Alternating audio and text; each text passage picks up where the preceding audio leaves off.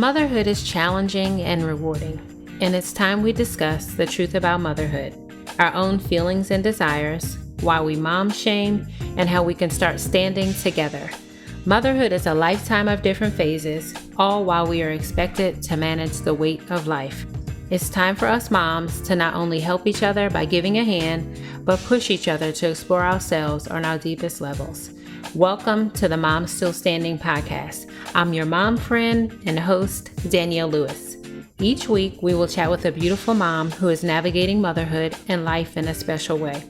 My goal, moms, is for us to understand we are more alike than we are different and that we shouldn't mom alone. So join us as we celebrate and honor motherhood. Now go grab your favorite beverage and let's dive in. Hey, mom friends. Hope you had a wonderful Thanksgiving. So over my Thanksgiving holiday, I had the pleasure of interviewing a very special guest, and she happens to be my cousin, and her name is Jennifer Speed. Welcome to the Mom Still Standing podcast, Jennifer. Thank you so much, Danielle. Thanks for having me today. So let me tell y'all all about my cousin. She is a mom to 2 young children. She is also a nurse. She's an author of the best-selling book, Happily Ever After Divorce. And don't worry, we're going to have her back on the podcast for another episode so we can discuss that. She's also, as a result of her book, she's also a speaker, she's a coach, and she's a mentor with the Heartstrings program. And hopefully, near the end of this episode, we'll be able to talk a bit about what that is. So again, welcome to the show, Jen. Thank you. I'm excited to be here. So today we're going to talk a little bit about loss, and we're going to talk about infant loss. And you may be thinking, like, why are we talking about this through the holidays? But I think it's important to address loss because definitely around the holidays, people start grieving. That grief tends to come back for some people because of the loss of their loved ones. And so I just thought it was very fitting. So I'm going to let Jen talk about her loss because I think it's going to be best coming from her mouth. And so let's start out. Tell us about your daughter, Love. So my daughter, Love, is my 3rd child. She was born on March 23rd, 2014. And she was born at 21 weeks. We had 2 children prior to her. My one daughter was almost 6 and my son was almost 2. And it was a very devastating, life-changing experience. Everything was going well. We had no reason for concern. And at 20 weeks and 2 days, I started spotting.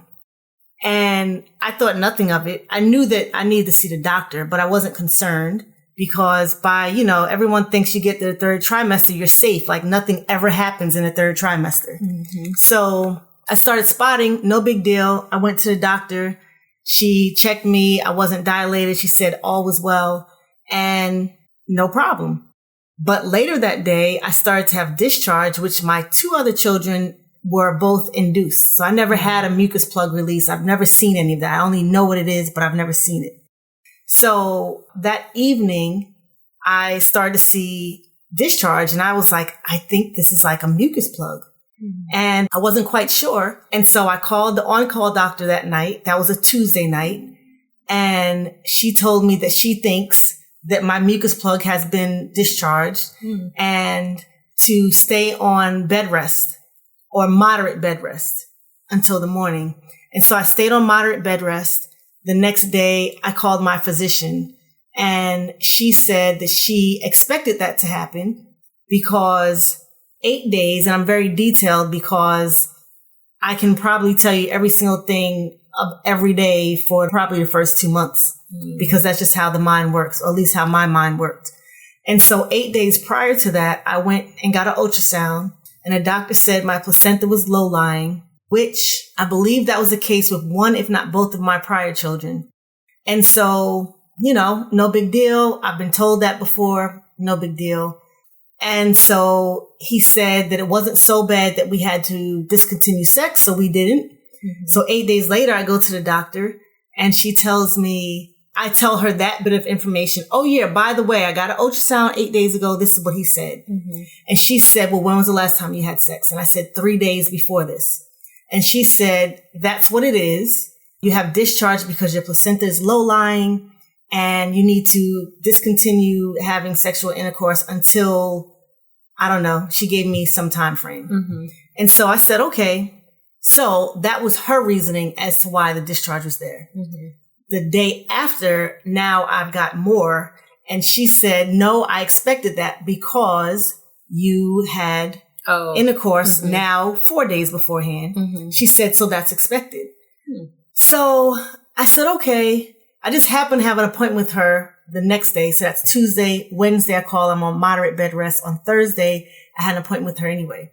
But as Wednesday goes along, I'm like, I don't know, like something doesn't seem right. Were you feeling something, or were you just saying something doesn't feel right because of the discharge? Not feeling anything, just this is odd. Mm. Like, I hear what you're saying. Placenta's low-lying, true. I had sex, true. I could see how that could cause something, true. But still, it just didn't seem right. So Thursday morning, I woke up with tears in my eyes, like, I don't know. So I get up, I take a shower, and I convince myself, all's good. I'm going to the doctor now anyway, so all is good. So I go to the doctor and I tell her what I'm telling you, that there was more discharge yesterday. And I'm in there, my happy-go-lucky self, because all is going to be well. Things always go right for me. And so she checks me and I'm dilated, 1.5 centimeters dilated. And all joking stopped. And she looked up at me and she said, you're dilated. You need to go to the hospital right now. And from that moment on, life changed.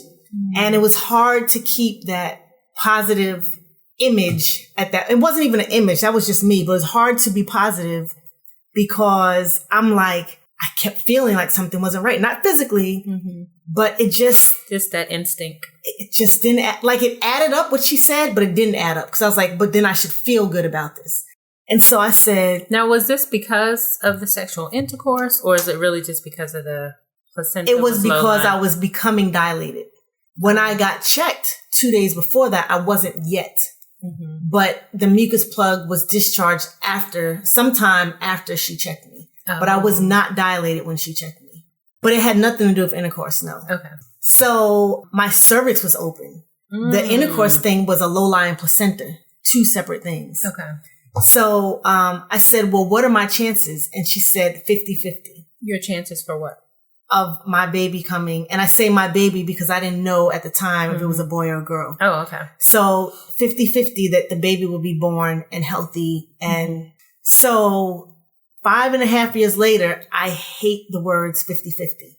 Like we could be shooting the breeze, all is well, and somebody says 50-50 and I'm back in her office. So it's a trigger. It's a trigger. So now I am stuck between, do I keep feeling positive? What do I do now? Because things like this don't happen to me. Like what I've learned from the last 5.5 years, that yes, things do happen to you. Things happen to everyone. It just took 36 years or 37 years for life to happen to me. Right. But life happens to everyone. And so at 37, I don't even know how to deal with this because I'm like, I've never had life happen to me before.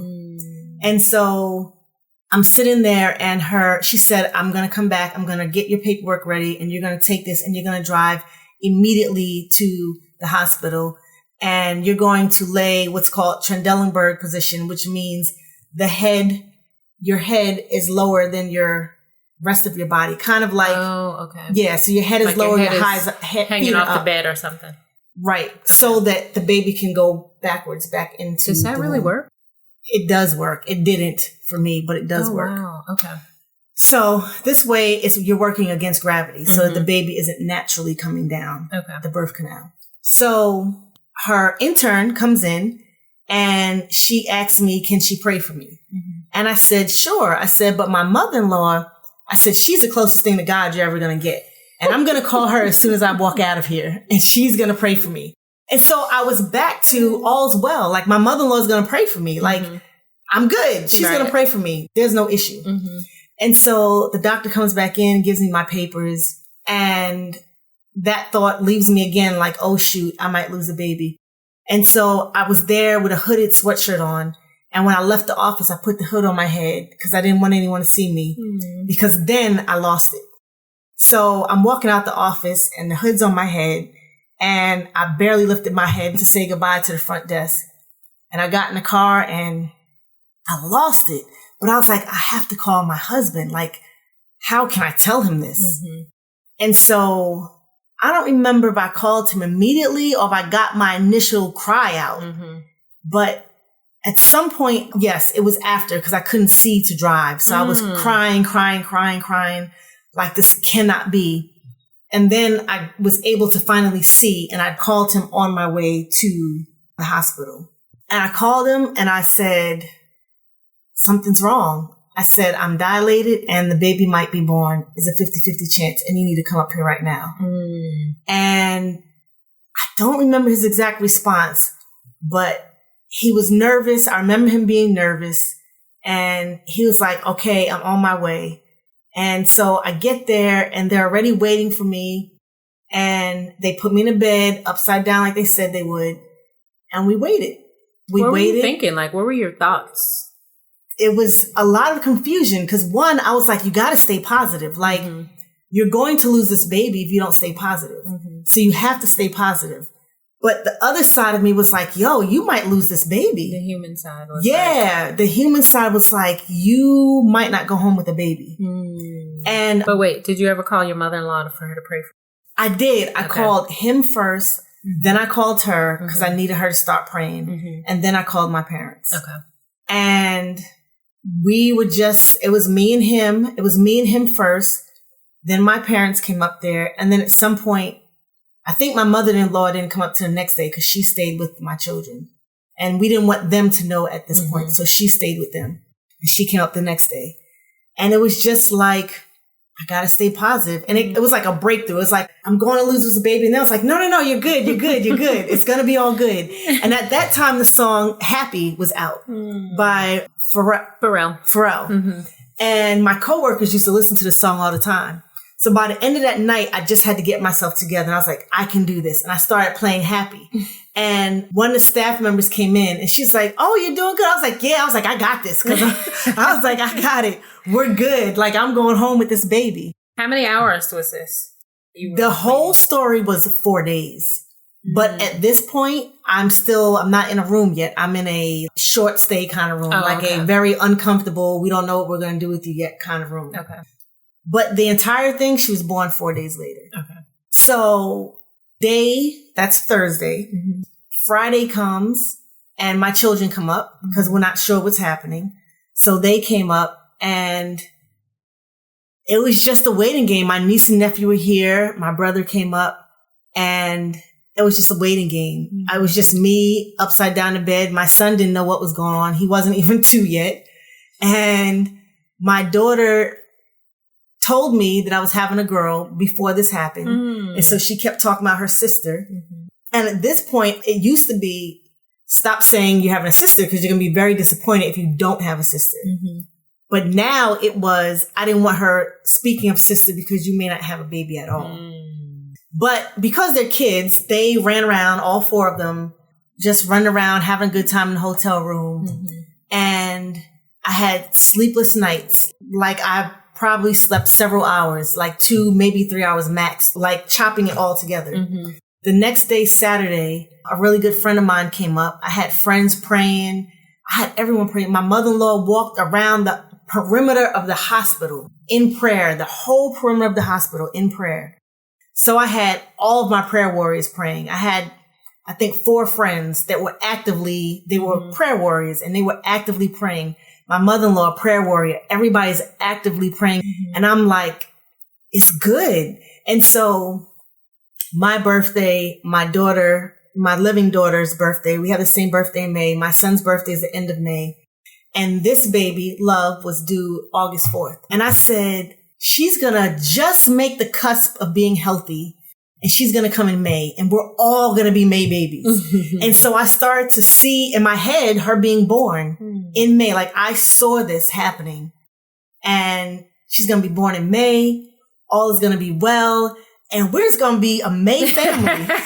We're just going to all be a May family. And I had mapped out in my head how I was going to take care of her in the hospital and the children at home. And I had this whole plan of how I was going to manage the children. And Sunday morning came, and my husband didn't stay with me because he would stay during the day, but he would go home with the children at night. And so Sunday morning came, and I was shaking so much that the bed was shaking. Like the bed, and it was like this odor that was a horrible, horrible, disgusting odor, which now I know because there was an infection. Eventually an infection brewed. We don't know if the infection was there and brewing or if the infection happened because my cervix was open for so long. We're not sure which came first. But it was this terrible odor, and my entire body was shaking. The bed rails, my teeth, I could barely tell Scott what was happening. Like I could barely explain to him because my teeth kept chattering. And was that because you were cold or nervousness? I had a fever. You had a fever. I didn't know that, but I had a fever. Okay. And because there was an infection. Okay. And I had been on antibiotics the whole time from the minute I walked in the door. And then I started to feel wetness, and I was like, my water broke. But I refused to believe that. So when I called Scott, I didn't tell him that I was having the baby. I just told him the symptoms. Like I'm shaking, my teeth are chattering, the whole bed is moving. I think I have a fever. My water may have broke. And he said, do I need to come up there? And I was like, nope. Because to me, we're not having a baby. We're not having a baby yet. You don't have to come. You stay there with the kids and come whenever you, because this is 7 a.m. So I'm like, come whenever you planned on coming. Because in my mind, even though physically I see what's happening, I'm like, I'm having this baby. And the only reason to come up here is if I give birth to the baby. And I'm not giving birth to the baby. So you don't have to come. I said, I'll keep you posted. And then I called another friend, Tawana, and I wanted to tell her to pray for me, but I just started crying. And I was like, I don't know. And so she had her mother praying, who's a prayer warrior. Another friend of ours praying, who was a prayer warrior. And I was like, all these people are praying. Like, I'm good. It doesn't look like it's good, but it's good. And I believe in miracles. Well, Skylar was a miracle. My daughter, my older daughter. My son was a miracle, but he was a hard one to get here. But my daughter was a miracle. So I believe in miracles because my daughter's alive because she's a miracle. Right. And so I was like, I know what it looks like, but all's going to be good. And so the nurse comes in there and she tells me the plan that we're going to do. And then she tells me, we're moving you to the birthing unit. And I was like, why? Which, you know, of course, as you're listening to this story, you're like, because you're about to give birth. Right. But in my mind, I'm not giving birth. I don't know why you about to put me on a birthing unit because I'm not giving birth. And so I asked her why. And she said, because you're probably going to deliver the baby today. And I was like, no, we're not delivering the baby today. And she goes, you need to tell your husband to come up here. And I was like, I'll tell him to come up here, but we're not delivering the baby. And so then the doctor comes in, not my doctor, but another doctor until my doctor got there. And she says, so we're going to the delivery unit and you're going to give birth to the baby. And I said, we're not doing anything until you test this fluid. Because she says your water broke. And I said, we don't know that. Oh my goodness. We don't know that. Being a nurse, you knew too much. I knew too much. I'm like, this could be several different things happening. So I said, we're not continuing on with this process until you test the fluid and you take it to the lab and you tell me that this is absolutely my water broken. Wow. And so she insisted it is my water. And I said, I'm not doing anything until you test this fluid. So she said, okay, because she knew what it was. She said, well, we're going to take you to the unit anyway, but we won't do anything until we test it. So we go to the unit. By now, my husband is there and they test the fluid and they said, yes, it's your water. Okay. And so I remember distinctly And so many times I wanted to go back to this nurse, not the original nurse. She was a nurse. She was a tech. Mm-hmm. And her name, I believe, was Melissa. And I got to her floor on Friday because Thursday they kept me in that little holding uncomfortable room. On Friday, I got to her. So this is now Sunday. We've developed this bond from Friday to Sunday morning. And she cried with me and she kissed me on the forehead and she said, it's going to be okay. And so many times I wanted to go back to her and I was like, I just can't go back on the floor. But I wanted to. I wrote the whole staff individual letters by name. Oh, that's beautiful. But she rode with me. She walked me down while I was in a stretcher and she just kept telling me, it's going to be okay. You're going to be okay. Then my doctor, this is a Sunday, so she wasn't on call. She came up, left a day with her daughter. They were having a spa day, getting their nails done. She left a day with her daughter to come deliver my daughter. And it was during the Final Four. And so Scott was watching the Final Four. And so she sat down with us. She was in the room for like a whole hour before we did everything and was just talking to us and watching the game with us and just being one of us. And I have no clue what time this is now, but eventually the day goes on and I was induced because they told me I could either be induced or I could wait till it happens naturally, which could take several days. Right. And I was like, we're not doing this for several days. It's already been 4 days. Right. It's already been 4 days. Right. We're not doing this for several more days. So I was induced. And So at this point in time, is your baby alive? Or she's still alive. She's still alive. Okay. And so they said when she's born, which we still don't know it's she, but when she's born, do you want to hold her? And so she's 21 weeks. I don't know even though I'm a nurse, I'm like, I don't know what 21 weeks looks like. So it was hard. It was a struggle because it was like, that's my daughter. I have to hold her. But I was afraid of what she would look like. And then I am like, scarred for the rest of my life at the image of what she looks like. And so I said, so we made a plan. Scott had already said, no, I'm not going to hold her. But if Jennifer wants to hold her, then I'll be there for her while she holds her. So the plan was, because they weren't sure if she's going to have a heartbeat. She did have one, but because of the stress of being delivered, they weren't sure if she'd have a heartbeat. So they weren't sure if her eyes would be open. They said they might be open, they might not. They were certain she was not going to cry though. Okay. So I said, okay, if her eyes are open and if she has a heartbeat, then I'll hold her. So I'm giving birth to her and I was so terrified to see her that I got a blanket and I rolled the blanket up on my stomach so that I couldn't see her come out because I didn't want to watch that. And they say, do you want to hold her? And I said, well, is her heart beating? And they said, yes. Are her eyes open? And they said, no. And I was like, that wasn't the plan. The plan was she has both, not one or the other. So now I'm like, shoot. And I was too afraid to hold her. I was too afraid to hold her. And I said, well, if I don't hold her, who's going to hold her? Right. And they said, one of the nurses in the nursery will hold her until her heart stops beating. And that's what I chose. So they knew she wasn't going to make it? They knew she wasn't going to make it at 21 weeks. Okay. The earliest that I know of a baby making it was 23 weeks. Okay. They told me, now granted, she could have made it. There's probably a baby that I don't know of that made it 21 weeks. But it is so not the norm to make it at 21 weeks. Okay. So they prepared me for her not surviving. Okay. And so I chose to let someone else hold her. And to this day, it's the worst decision in 42 years I've ever made. But like Scott would tell me, you did the best you could. Like I wasn't prepared to deliver a baby at 21 weeks. Right. I wasn't prepared for anything that happened that Thursday. I wasn't prepared for any of that. And so did you get to see her? Like was the nurse in the room? I did. Okay. I did. Not that day. Okay. I didn't look at her. I looked in the direction of her, but I did not look at her. And so we asked, well, who does she look like?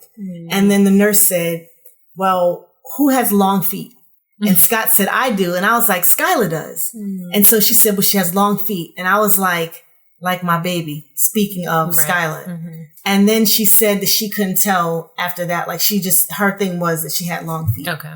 So they took her away, and thankfully I had a fever still, and I had a fever, and they couldn't get all the afterbirth out. So I had to go to the OR and emergently go to the OR to get all that out. Okay. And so once everything was taken out, the fever went away, and it was like that was the infection, probably. That was the infection. And so ultimately, that's how we don't know like what came first. We don't really know what the order of all this was. But because I had a fever, I had to be fever free for 24 hours before I could go home. Thank goodness, the best thing that happened was that I had a fever, because the next day she wasn't born until 9:46 Sunday night. So we couldn't leave until the next day at that time. And so all day I'm thinking like, I gotta hold her. Like, she's my daughter. I have to hold her. Like, I can't not hold her. Right. And by now she's passed. She lived a little over an hour. And I'm just like, I can't not hold her. Like, all day long, what ran through my head, I can't not. And so it was literally about the 8 o'clock. We're leaving at 9 something. It's 8 o'clock at night. And we were in the middle of watching a movie. And I said, I have to hold her. She's my daughter. She has to see me. I have to see her. And so Scott was like, okay, we could do this. So I called the nurse and I'm like, I need to see my daughter. So she says, all right, we have to warm her up. They told me that if I wanted to see her, that they would warm her and make her as baby-like as they could. So he's like, okay, I'm going to look up pictures of what a baby at 21 weeks looks like. So he looks up these pictures on the internet. He goes, you want to see? I said, no, I only want to see my baby. And so they bring her in, and I cannot forget to talk about Carol. She's my guardian angel. Carol Shutley is the part of the grievance team, infant loss grievance team. And she came in my room Monday morning. First person I saw after delivering love the next morning. And she literally talked to me for over an hour about what she looked like. So she's there to basically prepare me for what's ahead of me, prepare me for what people might say, what feelings I might have, for what next. Like, she's there to prepare me for everything. And the only thing I wanted to know was, what does my baby look like? And she was so patient. And she kept telling me she looks just like a sleeping baby. And she said she's in a beautiful white dress. And I'd say, okay, all right, continue. And then she'd continue telling me what she needed to tell me. And then no more than 10 minutes later, can you tell me again what my baby looks like? She looks like a sleeping baby. And she's in a white dress. So you were just trying to process it. I just needed to understand. Like, I needed to make sure she was sure that my baby looked like, or my daughter, now I know it's a girl, that my daughter only looked like a sleeping baby. So by that night, I'm like, I've got to see her, because I've got all these images in my head of this beautiful white dress she keeps telling me about.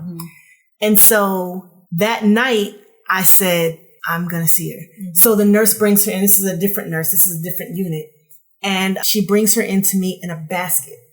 And so my daughter's only 11 inches long, which is an inch smaller than a Barbie doll or a ruler. Yes. And she brings me in a little basket, and she's got this beautiful white dress on, like I was told. And she looked like a sleeping baby. And I just lost it. And I just kept saying, did you hold her, or did you hold the basket?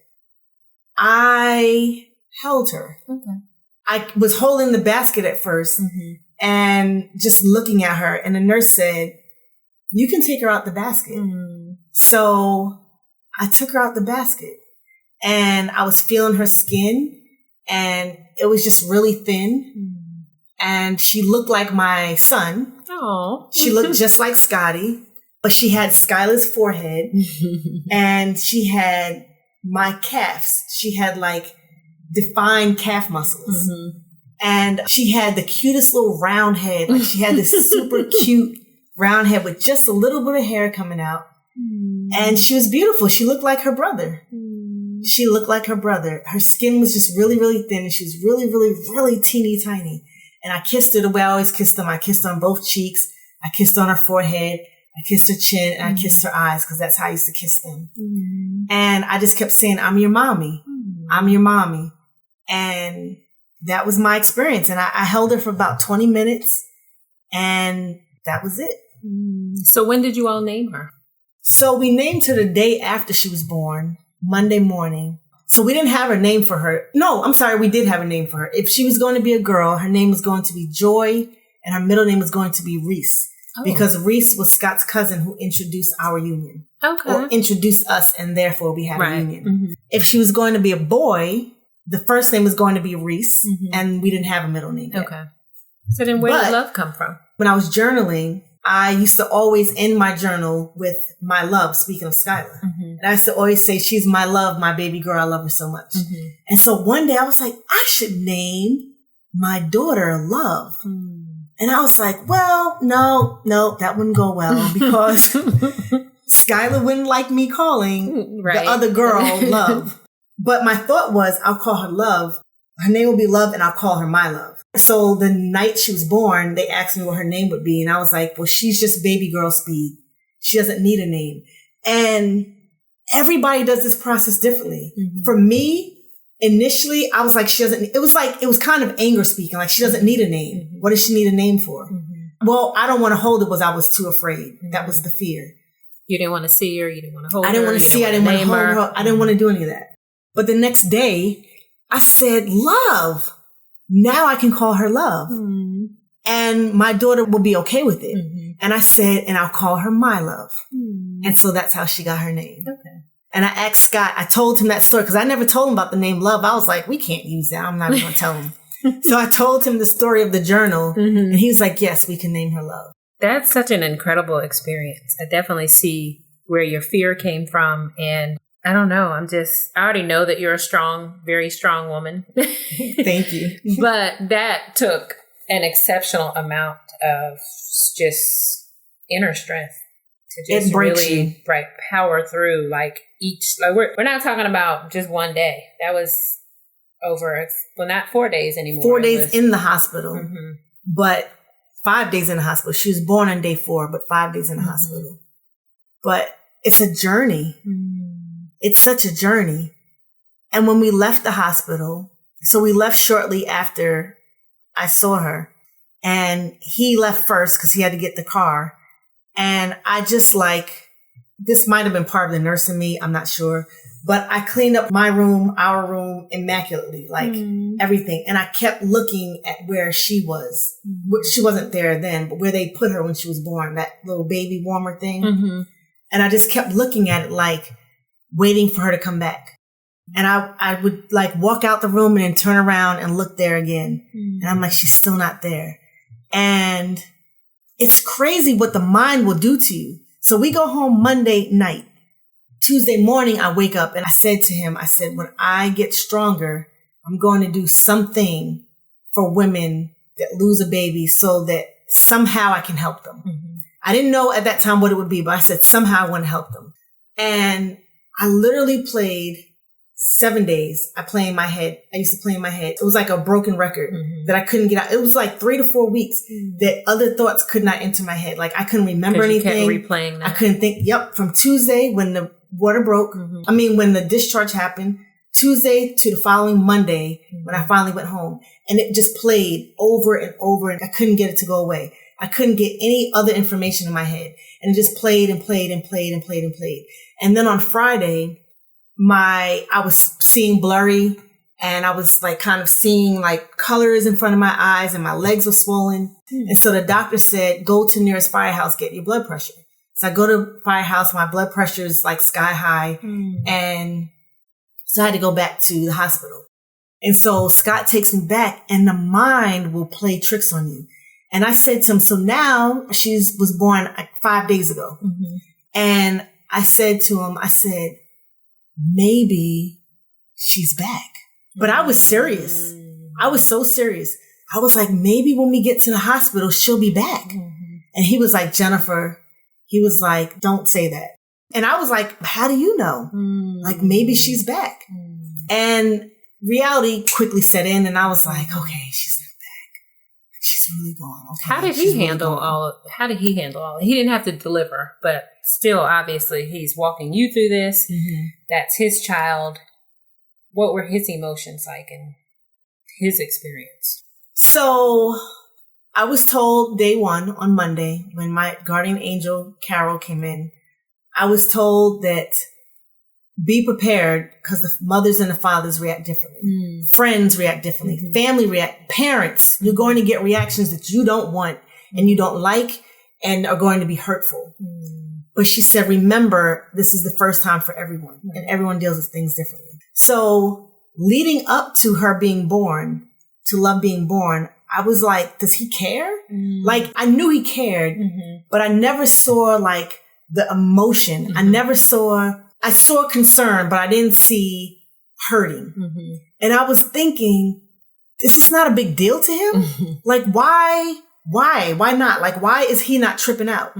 And so I said to him, no, I'm sorry. When they finally said, okay, the baby's going to be born, when we finally had to give in and just know that the baby was going to be born, we had to let my parents know. And he said, do you want to call them or do you want me to call them? And I said, you can call them.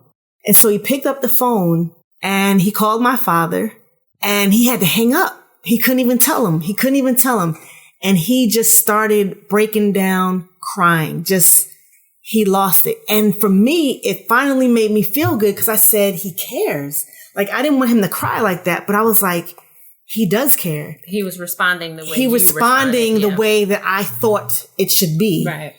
And he was just crying and crying and crying. And then he got himself together and he called my father back and he said, the baby's not going to make it. She's giving birth today. And it was helpful to see that because I was like, am I going into this thing all by myself? So that was needed for me. And then sometime during the week after she was born, I asked him, I said, so how did you deal with this at home? Like, what were you doing? Like, how was it for you? Right. And he said that the day that I called him to tell him, the morning that I called him, and I was like, you got to come up here. He said that he had kicked the chair. He thinks he broke the chair and he hurt his foot.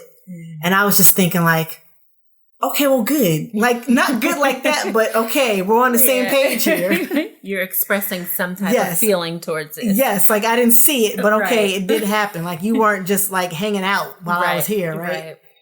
So I think that's the mysterious part of grief and loss that we don't understand is that we all experience it differently.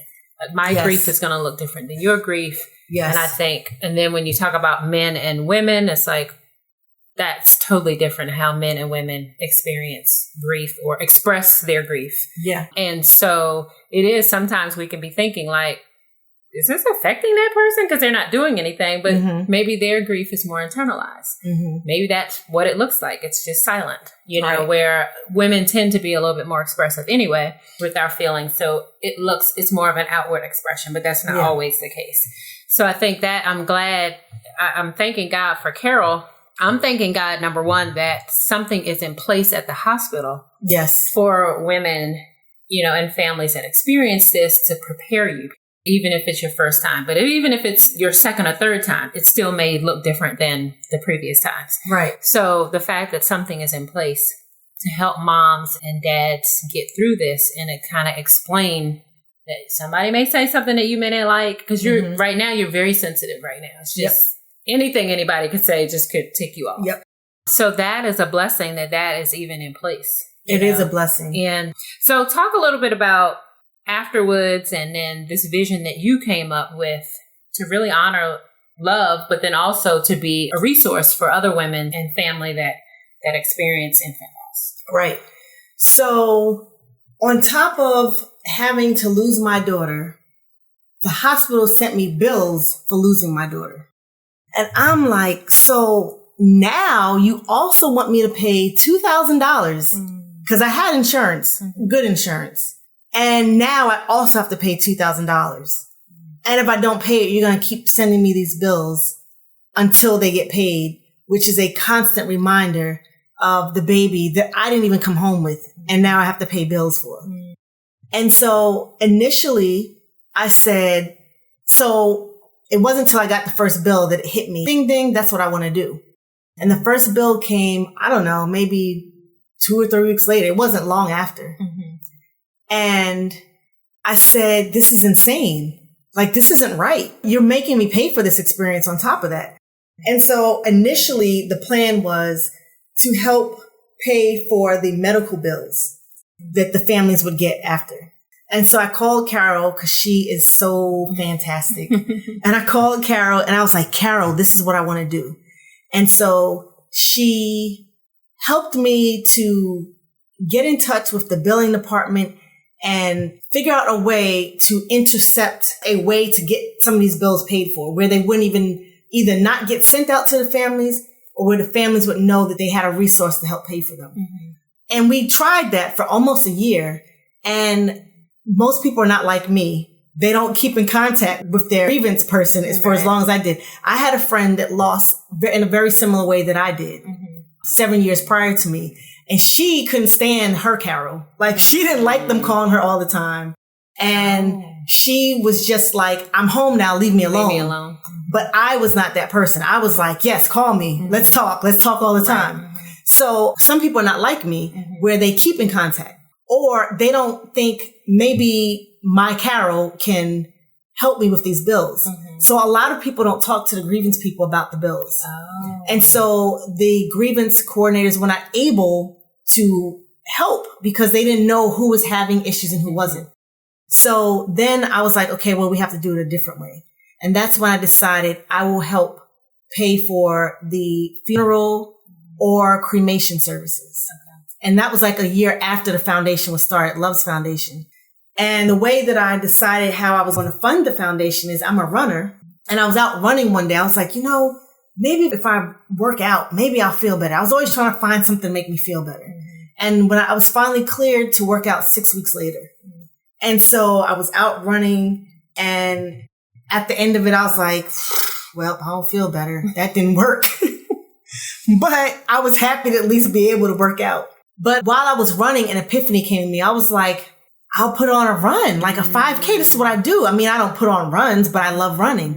And I was like, that's how I'll raise the money. So I started the Run for Love. And the Run for Love funds Love's Foundation.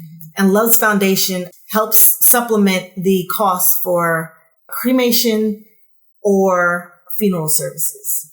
And it's been a blessing to so many people. I've helped over 50 families in the last 4 years to help pay for their services. And in some cases, it paid for their entire thing. Like for cremation, it pays for all of that. For funeral, it just offsets. And so many people have been so thankful for it. Now, my story is I had my daughter cremated, but she didn't come home with me because, again, I did the best I could at the time. And my thought was, well, if I cremate her, I mean, what do I do with that? And I was like, I didn't understand. Yeah, I was like, no, she can just stay at the hospital, which that's an option where the hospital will cremate them.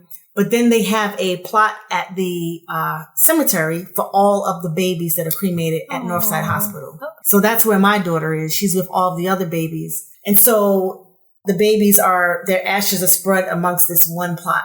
And there's a memorial there. And there's like baby items all over there. And this big, huge oak tree. It's a beautiful spot for us. Actually, I was responsible for getting the spot cleaned up because when I went to go visit my baby, when I went to go visit Love, there were leaves everywhere and the gravel was like old and I cleaned up all the leaves. And I remember telling Carol, I was like, it was kind of like cleaning my daughter's room. Like this was my way of taking care of her. And I used to go there often and I would sit for hours and hours and hours and I would write, I would sing, I would listen to music, I would cry. I've been there for 5 hours before, just sitting. And like to the point I didn't want to get up. I just wanted to sit. And I told Carol, I was like, I don't like the way they're taking care of this. And so she was able to get the area refreshed and new gravel and everything. Very good. So many women have been able to benefit. So I did not do that because I wasn't thinking in that way that one day I would want her ashes, which another thing that I wish I had have done is had her ashes. Everybody just does the best that they can at the time. So Love's Foundation. So how many runs have you all We've had 3 runs so far. Okay. And it's growing. So the first time I had 84 or 86 people. And the last one I had 160 something people. Nice. Nice. And so it's like my baby's birthday party. No. And so there's families that come. They have like shirts that have all, like team shirts. And everyone gets all the families get a memorial piece with their child's name on it. There's a balloon for every baby.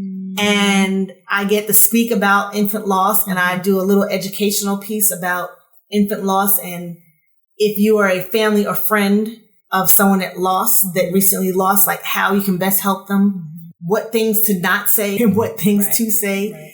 And it's an incredible event. Incredible event. One woman told me her daughter had passed, I believe, 5 years prior, and she has 2 other daughters that are older than the one that she lost. And she said that from my run, for the first time ever, her and her daughters were able to smile when they think about their daughter. Wow. So it's also a healing place. Yes, it's a healing place. So real quickly, before we wrap up, how common is infant loss? 1 in 3. 1 in 3. 1 in 3. Yep. It's either 1 in 3 or 1 in 4. Now, they're not all in the way that I lost. Some of them are miscarriages. Okay. But at 18 weeks, I think it starts around 18 weeks, then the babies are actually delivered because they're a full-formed baby. They're no longer just a few small cells. They are full-formed baby. So it's like 1 in 3 or 1 in 4, but that includes miscarriage as well. So then your foundation links with local hospitals, or how does that work? So the foundation is only for perinatal loss, meaning the first 30 days. The reason is because we don't have enough funds to fund all cremations or all burials. Right. And it's based through Northside Hospital in Atlanta, Georgia, because that's where I gave birth to Love. Okay. And that grievance team there, they put in every packet. So when a baby is born, there's a whole packet of resources, of support groups, books that you can read. It's this thick packet of anything you'll ever need to help you through the grievance process after. And so as part of that packet, my paperwork goes in there. Okay. And there's a letter that explains who I am, talks about my daughter and how the foundation came about. And then there's an application process. Okay. And so it's based through there.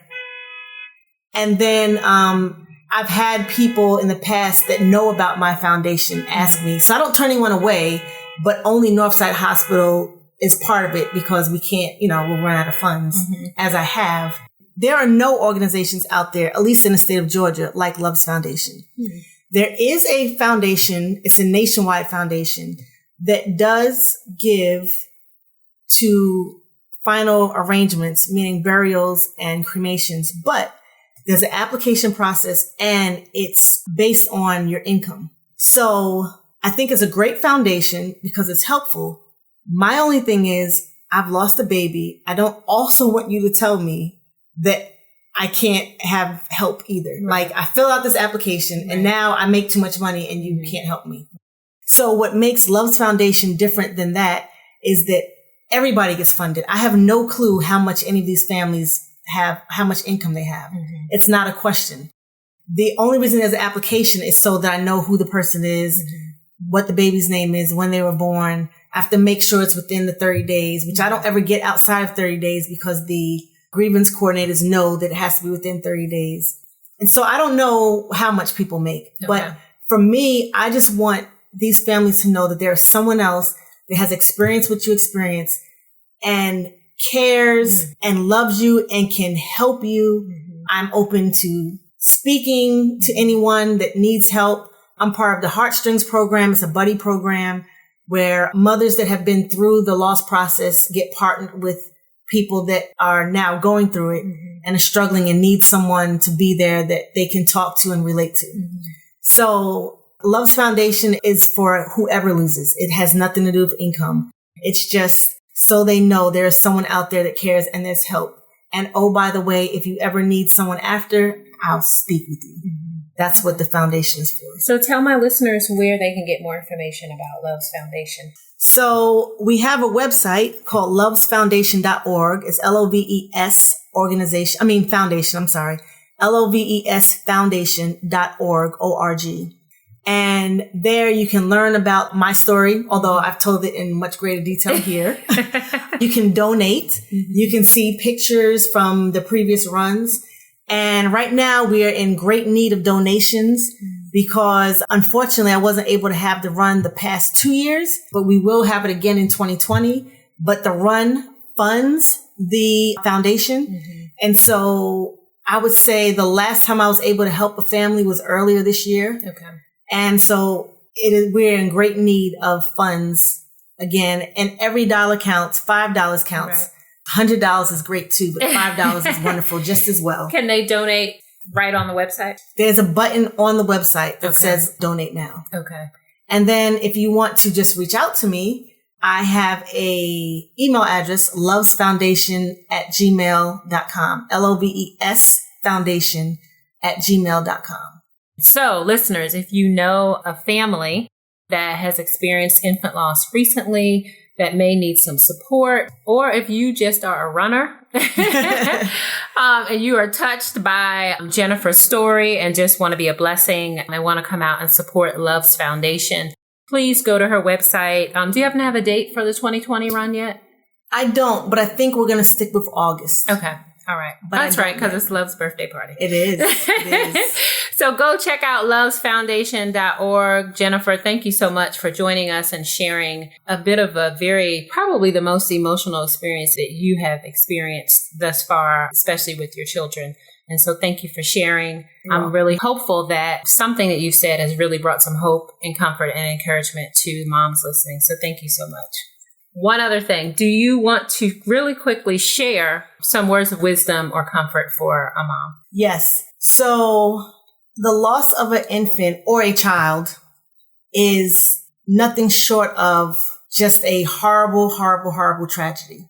And it seems like you will never see the other side of it.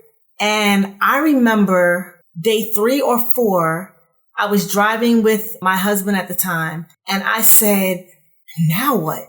What do I do? I'm lost. I don't know how to move forward. And that's having 2 children, because there's people that lose and they don't have any children. And I didn't know what to do. I didn't know how to move forward. I didn't know what to do with my own children. I couldn't even take care of them for a while, simply because I just wasn't present. I wasn't present. And I just never imagined that life would get good again, because that's my baby. And it's just a process, but you just have to, however it is that you feel, feel those feelings. That's what my guardian angel Carol told me. Feel those feelings.